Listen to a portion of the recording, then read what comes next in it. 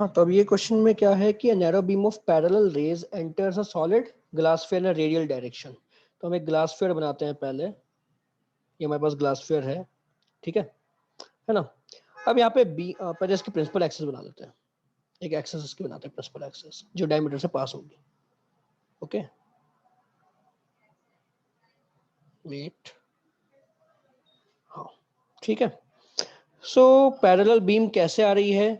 Suppose को मैंने एक लाइट रे ऐसे भेजी, राइट, दूसरी लाइट रे ऐसे भेजी, तो ये नैरो बीम है, मतलब ये इस एक्सिस के बहुत ही क्लोज है, पैरेक्शियल रेज है। तो यहाँ पे हम spherical through refraction through spherical surface लगाएंगे। Okay, so first refraction will happen at this surface, तो उसकी वजह से इमेज तुम्हारी लेट्स से यहां बन रही है ना। तुम्हारी फर्स्ट इमेज I1 यहाँ पे बनी। अब ये I1 जो है सेकंड सरफेस के लिए ऑब्जेक्ट की तरह बिहेव करेगा और सेकंड सरफेस अगेन तुम्हारी इमेज बनाएगा I2, है ना। तो क्वेश्चन में क्या पूछा है, at what point outside the sphere are these rays brought to focus. तो हमें बेसिकली I2 पता करना है, हमें ये डिस्टेंस पता करना है, ये पूछा है। रेडियस ऑफ द स्फीयर दिया हुआ है 3 centimetre and it's index of refraction is 1.5। तो पहले हम इसको मान लें V1। ओके, थोड़ा हैंग हो रहा है।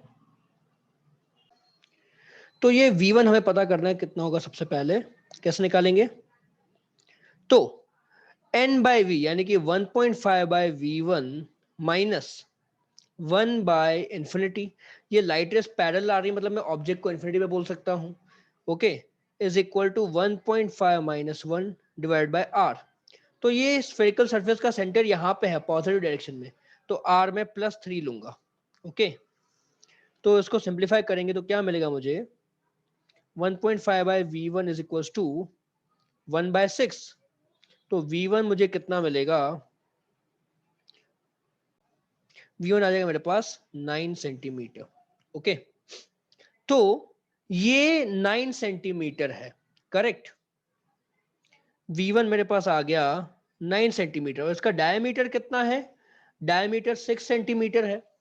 तो एक्चुअली ये I1 इमेज बाहर बनेगी, थोड़ी मैंने मिस्टेक कर दिया, अगेन लैग है थोड़ा, राइट। तो डायमीटर 6 सेंटीमीटर और ये V1 जो 9 है, तो I1 इमेज एक्चुअली बाहर बनेगी, मैंने गलती से अंदर बना दी है, कोई बात नहीं, चलेगा, ठीक है। तो अब ये सेकंड सरफेस के लिए हम देखते हैं। तो तुम्हारा जो सेकंड सरफेस है, यहाँ पे रिफ्रैक्टिव इंडेक्स 1.5 और यहाँ पे रिफ्रैक्टिव इंडेक्स 1, ये तुम्हारी प्रिंसिपल एक्सिस, ठीक है।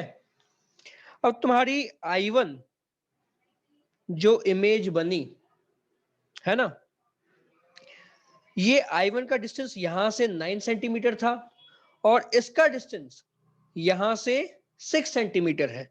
तो I1 का डिस्टेंस इधर कितना हो जाएगा, 3 सेंटीमीटर होगा, है ना, करेक्ट।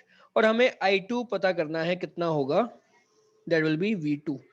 ओके, तो अब कैसे पता करेंगे, तो इसके लिए मेरे पास U कितना आएगा, 3 सेंटीमीटर होगा और मुझे V2 निकालना है, correct.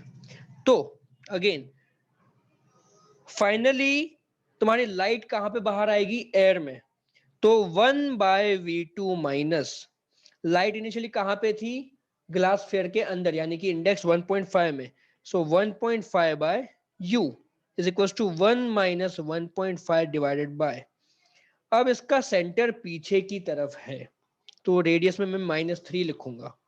Okay, so 1 by V2 minus 1.5 by 3 is equal to, again ये 1/6 हो जाएगा, करेक्ट। तो इसको मुझे सिंप्लीफाई करना है अगेन,